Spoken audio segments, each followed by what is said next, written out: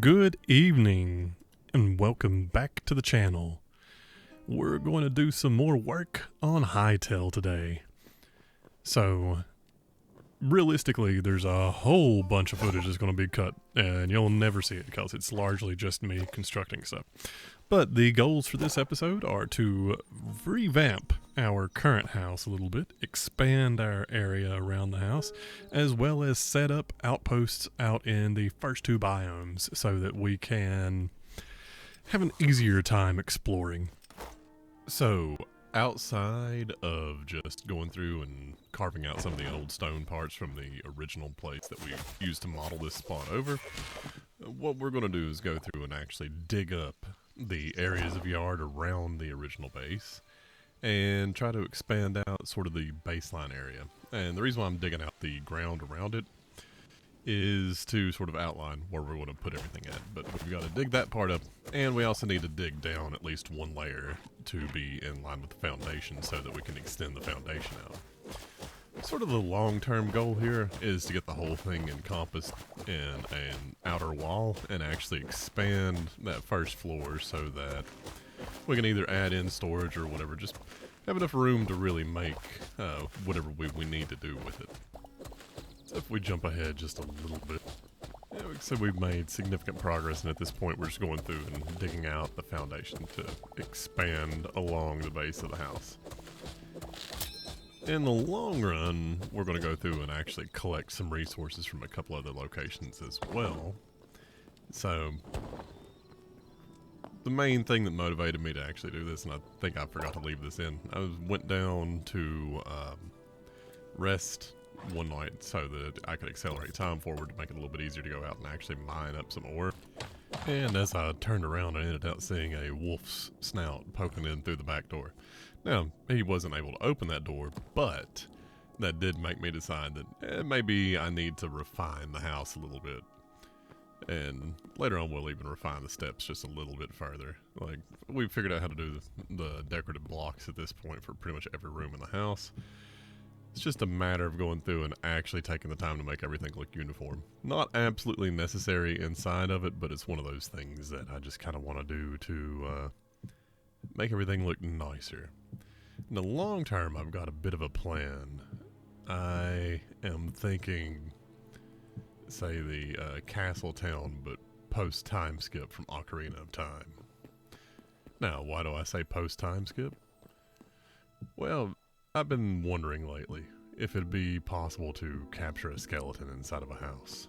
And if that's the case, then we can actually build a whole village and have every house occupied to the point where we can even name our little group of skeletons. Now, I know you can't tame them, at least not yet. Who knows what features they'll add as far as mobs go. You can tame animals at this point, but that's something we'll have to go back for. But we're going to expand our outer wall and add in some extra houses for a few of our forced NPC allies. Now, outside of that, I also want to eventually start constructing a sky garden of sorts. Now, what exactly do I mean by sky garden? Well, one of the exits out of the main base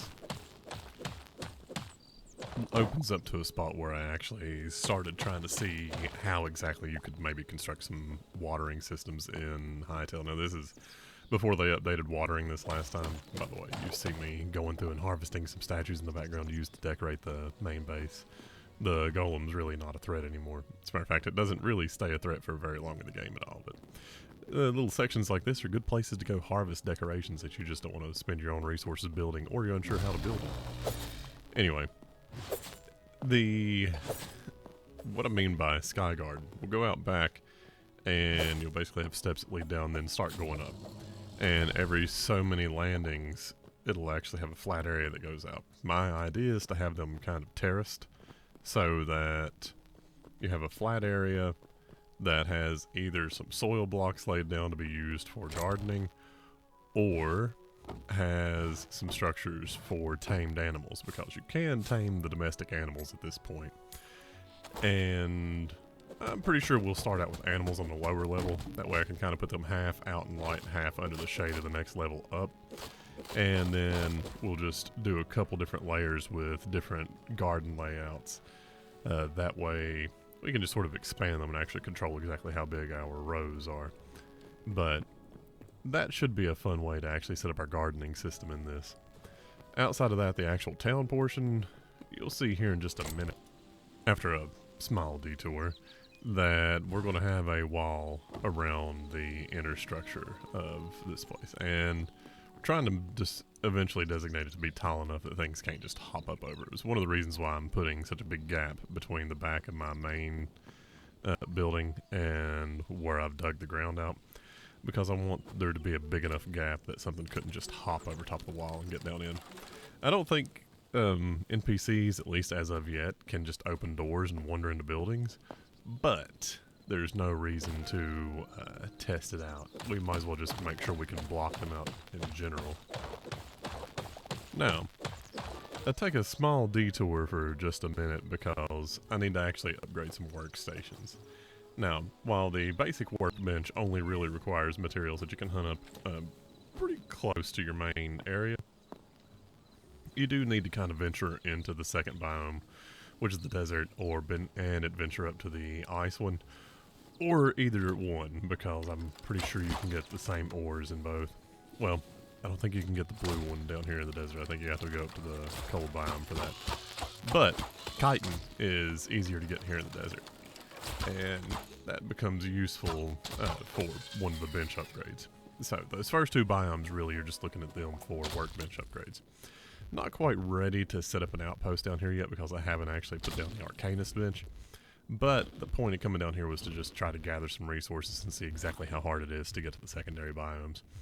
And it's really not that bad. Now, the hardest part is probably keeping track of where your bed is. But if you're like me and you've turned off drops on death, it's not that big a deal to make your way back. You just let yourself die. I'm trying not to lean too hard on that as basically a teleport mechanism, because I know a lot of people that play this will still play it as primarily a survival game. But, I don't know. We'll see. By the way, my apologies for some of the sort of softer buzz in the background if you haven't noticed it. I'm going to have to actually turn down the volume on the in-game stuff for Hytale, because it's picking up a bit of a buzz in the recording. Now, back from our little desert detour, we're actually starting to build up the foundations really well here, and starting to lay out the outline for where the wall will eventually go. The outermost edges are where we're going to stick the wall, but it doesn't really take too much work to complete this part. The only problem is really mining up marble. And I'm starting to get a little bit concerned that despite the fact that I thought there was tons of it available, I'm going to actually be running kind of low on it if I'm constructing most of my personal building out of it, which makes me think that any of the secondary buildings I put into my village will probably have to be other stone material. I don't really want to make them out of wood, because one of the things that they're working on updating into the game is fire spread mechanics. And since I want to make quote-unquote villagers out of the skeletons, where they carry a torch around them, worried that they would just get out of their house by burning it down. So we may end out reserving the marbles for the light temple style home that we're building for ourselves, and make everything else have to deal with just cobblestones. But we'll see. And here we're going to start placing down some of the structures that we've harvested from a few other places that have popped up around. I stole someone else's idea for this little sign that I'm dropping down here. You can, in the spot that you spawn in, there's a little temple that they dropped into one of the updates, and it has a little work in progress sign in it. You can, in fact, steal the work in progress sign. You can't grab the ones out of the area that has the sort of main temple that you go to update your memories, but you can steal the one out of that building, and it's kind of a little fun, quirky thing to have. And just drop it down while you're working. Other than that, you can also steal the doors off of the temple that you start out in, and off of that, what I'm guessing will eventually be a dungeon area, which is also where I stole these nice little green torches from. They'll give the Temple of Light a nice ominous glow at nighttime. And of course, we've got our statues of the goddess there to give us some good luck. But just kind of trying to lay out where we're going to put some things down for the game in general. Now, construction aside, we did manage to actually gather the materials needed for the Arcanus workbench, because at nighttime, the only thing I was lacking after taking a little trip up to the desert and whatnot were some linen scraps. But where I've been working in the night to do some construction, it's relatively easy to spot skeletons wandering around, so I just kind of hop off the wall, run out, kill the skeleton. So we went ahead and built this guy, and taking a look to see what we need to actually make teleporters, because that'll make hopping through the biomes a little bit easier. And here we're getting a good look at the future progress for the outline of the main building versus the outer wall. Right now, kind of small. The main building is going to be decent sized, but our outer wall is only going out just far enough to kind of protect it. And here's a good view coming back to the base. But it's shaping up. We're sort of getting the general idea there of what we want things to look like. Next big step really is just making sure we have enough stones going and working on getting the roof actually put over our primary building. Then throw some windows and some doors in, and it'll pretty much be done for now. Like, we've got it set up quite nicely at this point. One of the things I realized while I was doing this, by the way, was that I had used the wrong type of roof. I didn't even notice that the marble one actually had its own roof structure. But we're going to correct that mistake since we're redoing the roof as is. And we're also going to start trying to integrate the corner tiles into the roof to give it just a little bit of a nicer look at the final structure. Just a little bit tricky to actually get it to consistently put that stuff down. I'm not an old school Minecraft player, so dropping bricks is not something I'm super well versed in yet, although I would imagine by the time I finish playing this, I will be. Now, let's talk for just a minute about exactly how future Hytale recordings will probably go, because I have no intention of skipping out on this game. The problem, though, is that I ended out just incidentally making about 10 or 11 hours of footage that I'm condensing down into a less than 1 hour video here. So what I'm probably going to do with Hytale from this point out is actually stream it whenever I do have the time to play it. And then at some point when I have the time after doing a couple streams, I'll go through and sort of condense a stream highlights, which is sort of like what I'm doing right here. The advantage to doing that format would be I can actually flip on the camera and turn on the mic and comment a little bit as we go. So then whenever I'm doing highlights, I can just kind of leave things up where I've actually already put commentary in, and otherwise just let you guys sort of sit back and watch and add some summary comments here and there over top of my original comments when I stream it. But I do think Hytale will probably lend itself to streaming just a little bit better than doing these types of things, unless I'm setting out for a specific project. Like, I could easily save up the footage while I'm going through and basically making Hyrule Castle Town, but I think it'll be a little bit less, let's say, content gap-wise if I stream the original recording process and then just condense it down into an abbreviated video. I'll also let you guys pick between how you want to watch them, if you want to go watch the streams as they post, or if you just want to sit back and wait for a highlight reel compilation, which those will be sort of indeterminate spacing in between. But also recording this and then going through and trying to condense this has put me really off the schedule for the last week. So I have a Monster Hunter 3U video that I need to work on, and I've got a couple other ideas of Wilds things that are still popping up, surprisingly, because they're actually still putting out a decent amount of content for it. Alright, we're nearing finalization of the structure. At this point, we're just going through and throwing in the windows, and then we'll add in a couple doors here and there, which will make us shift our window placement just a little bit. But the structure's pretty much done. We've got the roof on, we've got the general layout, and it's about time to actually pull up the work in progress sign and consider it basically a complete work that from this point out will just be slightly refined from time to time. I'm actually really happy with the way the structure turned out here. It's not a bad building. It's got plenty of room in it for the workstations and plenty of room to sort of layer in chests. Now, the fact that the chests, or that the workstations get pulled from your chest, makes me really sort of pause to think about exactly how all this is laid out. One of the reasons why I kept that basement structure in was this idea that at some point I may need to, if I move the workbenches around, funnel up underneath the workbenches to place chests below, and maybe potentially even do a layer up above to place chests above them, because they can apparently access up to 100 chests. At least some of them can. And it would probably be beneficial to take all of the workbenches that can tap into chests, put them within whatever optimal spacing of each other it ends up being. I'll let other people figure out the math on that, but I'm sure there will be a very particularly optimal way to lay out the benches that can tap into the chest directly and the chests around them that will sort of maximize overlap in terms of those things and keep you from having to be super organized in how you put everything in your chest. Because I know from my experience with Power World that no matter how organized I try to be with my chests, I usually am not. I can kind of keep things in a general area, but more often than not, what ends out actually happening is I just kind of start pitching things into whatever the closest chest is.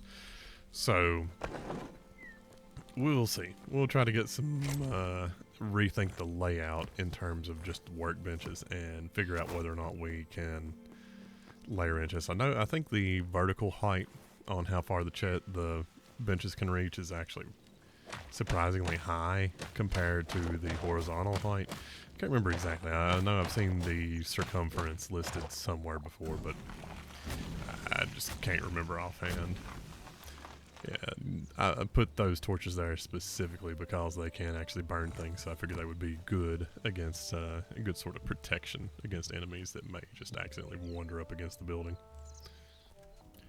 Now, in order to start our foray into building our outpost teleporters, we had to find a blue forest. All you really have to do is start traveling towards the edge of your starter biome, and when you see a section of blue pop up on the map, just go to it. Any of the trees that have blue leaves will drop blue lumber, and you'll need a metric ton of it, so you might as well chop down several of the trees. Now, one thing I didn't realize my first run into a blue area is that I needed the blue kelp for the portals. I didn't pay enough attention to realize that. But if you look down in the water, there will be little patches of blue kelp. You need to hop in and harvest that stuff as well so you can actually make your gateways. But we'll jump ahead to the more interesting part. Oh, small tangent. Remember to swing by the memory shrine occasionally to record your memories and unlock any extra goodies, including the number of increasing your number of maximum teleporters.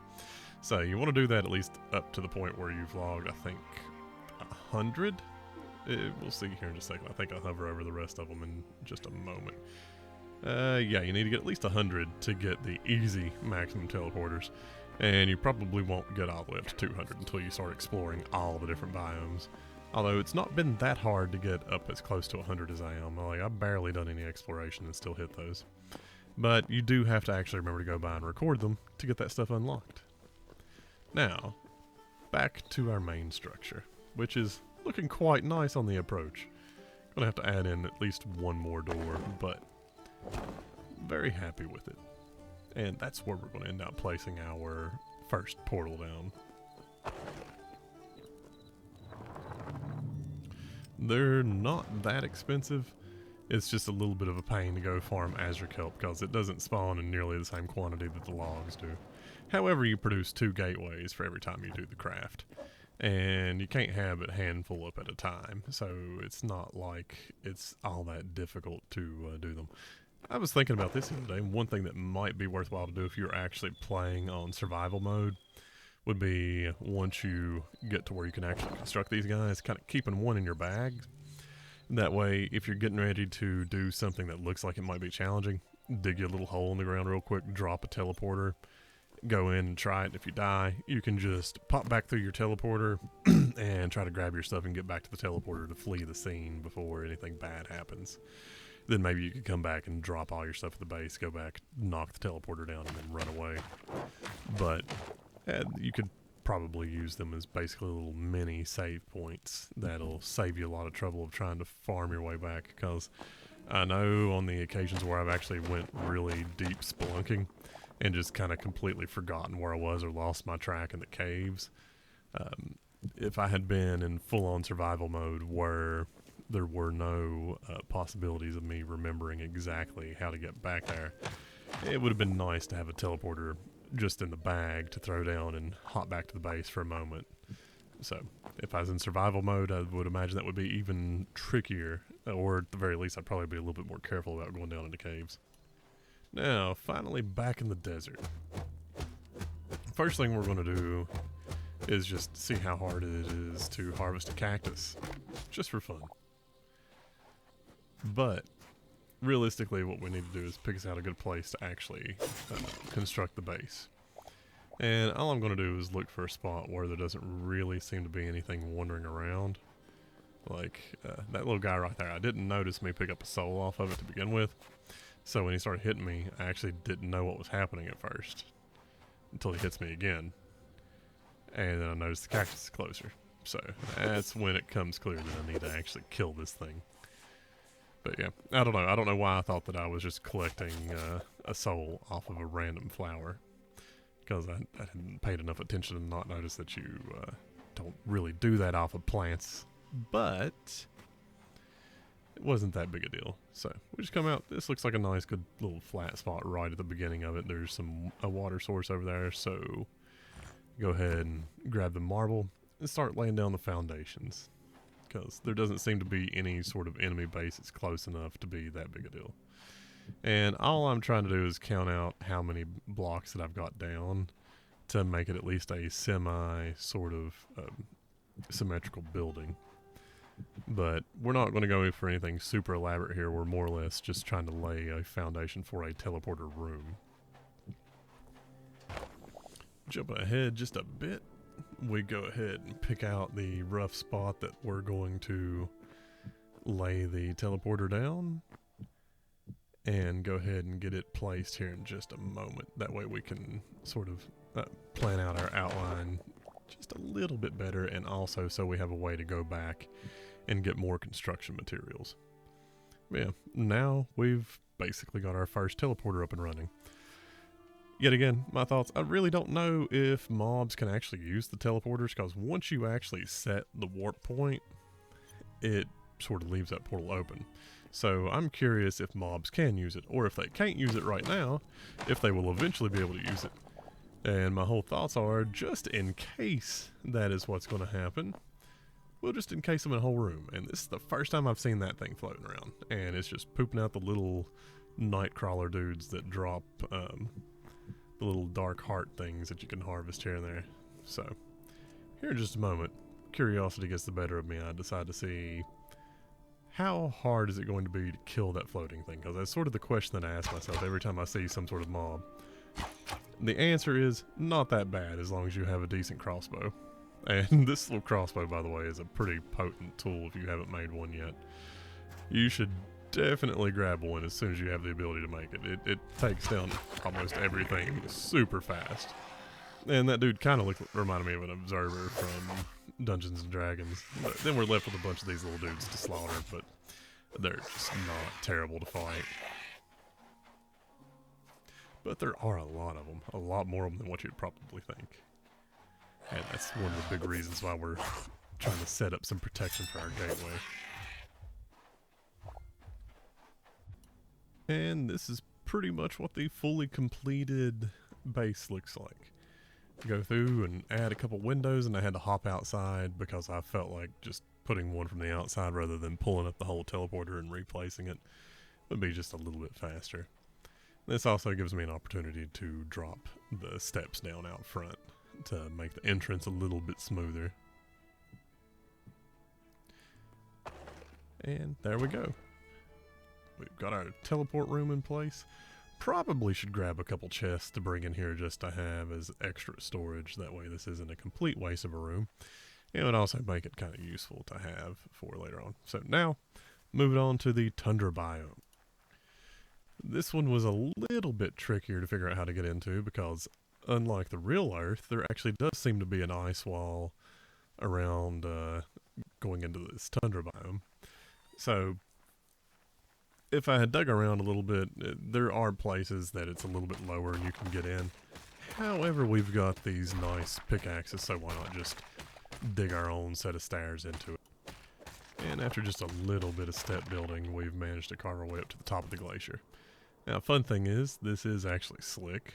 You do slide around as you move, but when you start placing blocks, those blocks actually have enough texture that you don't still slide around on them.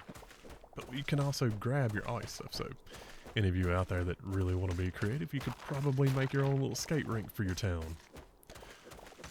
Actually, I wonder if the mobs would slide as well, because it might be kind of funny to put ice down on your farm. See if your animals would actually slide across the ice as they move.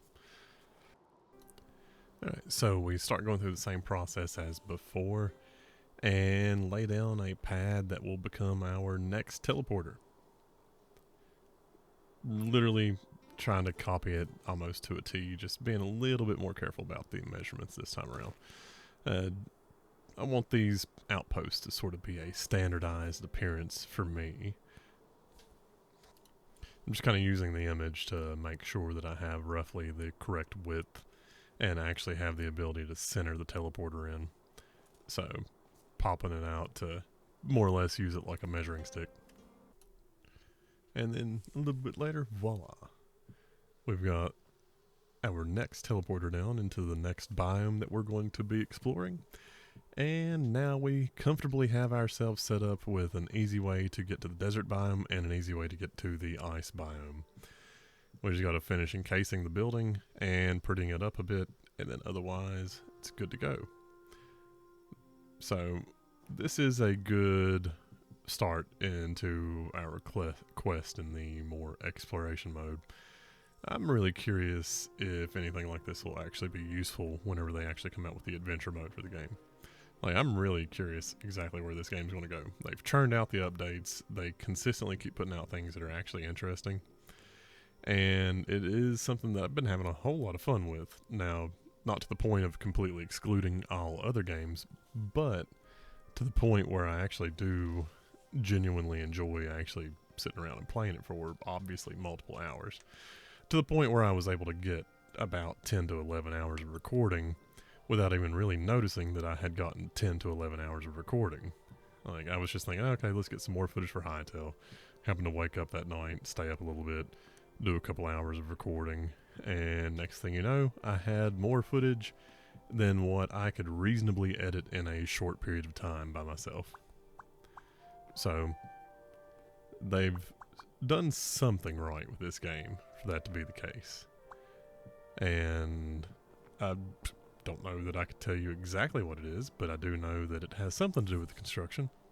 I've never had this much fun just messing around in Minecraft. I feel like there's just enough direction in this that someone like me that needs at least a little bit of an arrow pointing me somewhere will be a little bit more inclined to like Hytale. Now, all that to say, in the long run, I do believe this has made me want to go back and actually play Minecraft a little bit more. So this isn't a detractor from Minecraft. This is something that I think will eventually draw more people into Minecraft, because this is a good get you started type of thing. Now, granted, I know this is also like a modernized version of it, but Minecraft does its own thing and does it right as well. So there's no reason to think that this will supplant it. I don't think that would be the goal for the developers for this either.